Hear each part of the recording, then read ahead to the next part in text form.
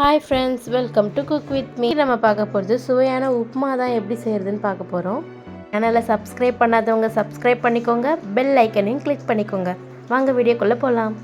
அதுக்கு ஒரு கடாயில் 3 டீஸ்பூன் எண்ணெய் ஊற்றிக்கோங்க. எண்ணெய் நல்லா சூடானதும் 1 டீஸ்பூன் கடுகு போட்டுக்கிறேன்.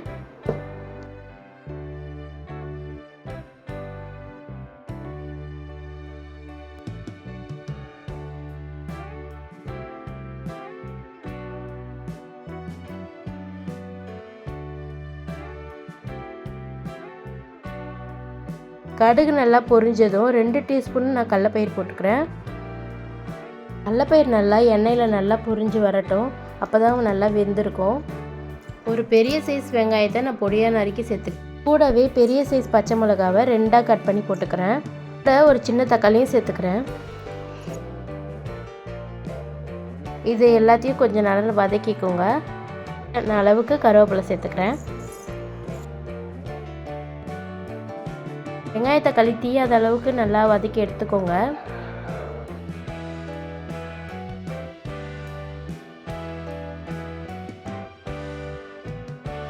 நான் 1 கப் ரவைக்கு 2.5 கப் தண்ணி ஊற்றிக்கிறேன்.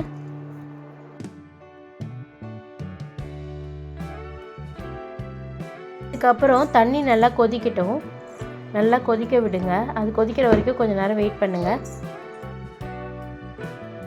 இப்போது தண்ணி நல்லா கொதிச்சிருச்சு. இப்போ நான் ரவையை போட்டு நல்லா கிண்டிகிட்டே இருக்கேன். நான் ஏற்கனவே இந்த ரோஸ்ட் பண்ண ரவை இது. நீங்கள் ரோஸ்ட் பண்ணாத ரவை எடுத்திங்கன்னா நீங்கள் கண்டிப்பாக ரோஸ்ட் பண்ணிவிட்டு அதுக்கப்புறமா நீங்கள் இதில் போடுங்க. இதுக்கப்புறம் தண்ணி நல்லா சுண்டு ரவை வெந்து வரும்.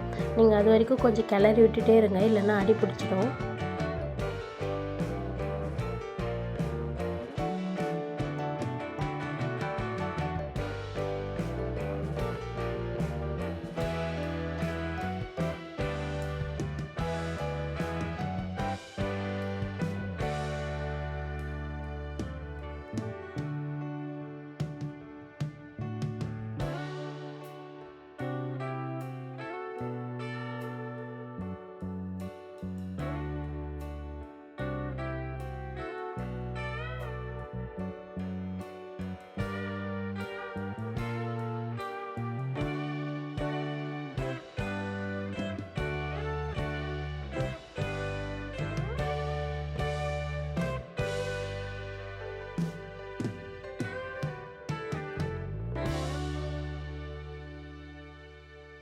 இந்த நேரத்தில் நான் ஒரு 3 கரண்டி அளவுக்கு நெய் ஊற்றிக்கிறேன். நெய் ஊற்றினா நல்லா டேஸ்ட்டாக இருக்கும். ஸோ அதையும் ஊற்றிக்கிட்டு நல்லா மிக்ஸ் பண்ணிக்கோங்க.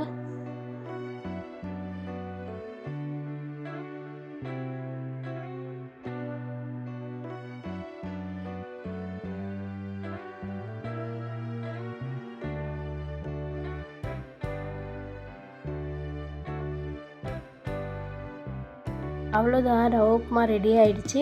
நீங்களும் இதை செஞ்சு பார்த்துட்டு எப்படி இருக்குன்னு சொல்லுங்கள். இன்னும் என்னோடய சேனலை சப்ஸ்கிரைப் பண்ணலைன்னா கண்டிப்பாக சப்ஸ்கிரைப் பண்ணிக்கோங்க. தேங்க்யூ. நெக்ஸ்ட் வீடியோவில் பார்க்கலாம். பாய்.